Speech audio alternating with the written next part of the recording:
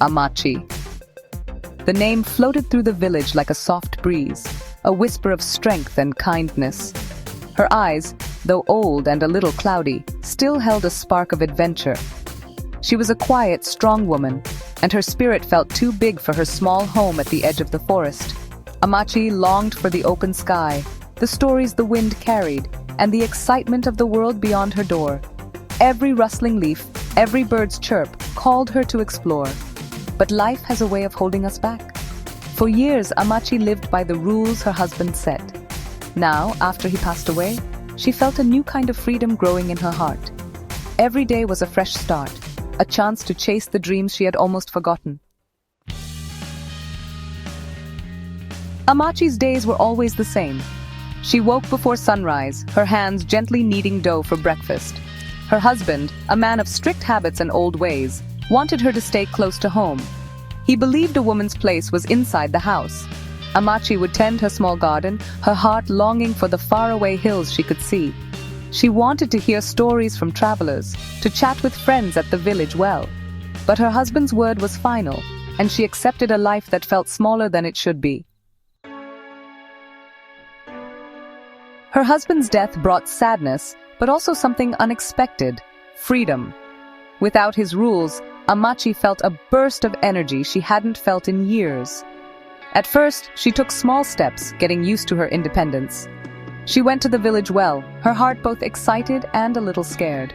The village women, used to seeing her quietly in her husband's shadow, were surprised. But Ammachi, with her kind smile and genuine interest in others, quickly made friends. She listened to their stories, her own spirit lifting with every word. Life in the village followed the rhythm of nature. Sunrise meant a new day, birdsong a melody of hope. Ammachi found comfort in these simple things. She spent mornings in her garden, afternoons by the well, evenings listening to the elders tell stories of courage and love. The village, once a cage, now felt like a colorful tapestry of life. Ammachi enjoyed the laughter of children, the rhythmic pounding of spices, the warm smell of baking bread. She embraced it all, her heart full of gratitude for the beauty she had always been surrounded by.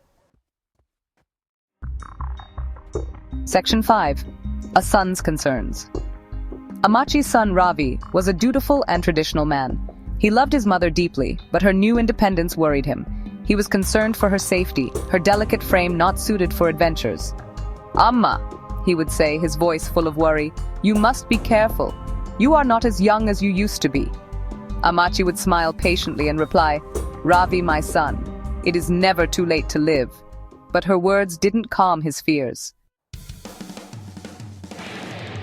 One day, news came from a faraway village. A distant relative had died. The funeral would be in 3 days, a long walk from their village.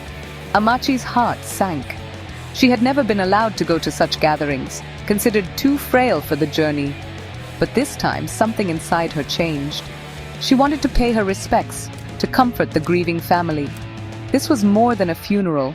It was a chance to break free from the invisible chains that had held her back for so long. That night, as the moon cast long shadows in her room, Ammachi made a decision. She would go to the funeral. The next morning, Ammachi spoke to Ravi, her heart beating fast. "Ravi, my son," she said, her voice surprisingly strong, "I have decided to go to the funeral." Ravi was shocked. "Amma, are you crazy? The journey is too long, too hard. You will never make it." But Ammachi stood firm. "I must go, Ravi. It is important to me." After much discussion, Ravi reluctantly agreed to go with her. He knew he couldn't change his mother's mind, and he wouldn't let her go alone. The journey was long and tiring. The hot sun blazed, and the dusty road seemed to go on forever.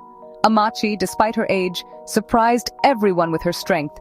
She walked with determination, her eyes on the horizon. But fate had other plans. As they neared their destination, disaster struck. Heavy rain turned the road to mud, and Ammachi slipped and fell down a small slope. Ravi rushed to her, his heart full of fear. Ammachi lay on the ground, her ankle bent at a painful angle. The pain was terrible, but not as bad as the disappointment that washed over her. As Ammachi lay there looking at the sky, Many emotions flooded through her: pain, disappointment, anger, and a strange sense of peace. She had experienced freedom even for a short time, and it had filled her life with a joy she had never known.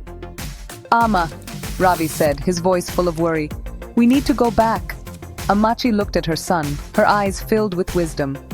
"Ravi," she said, her voice weak but firm, "true freedom is not about having no limits, but about how we face them."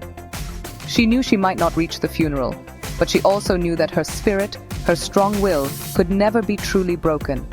She had found her voice, her strength, and that, she realized, was the greatest freedom of all.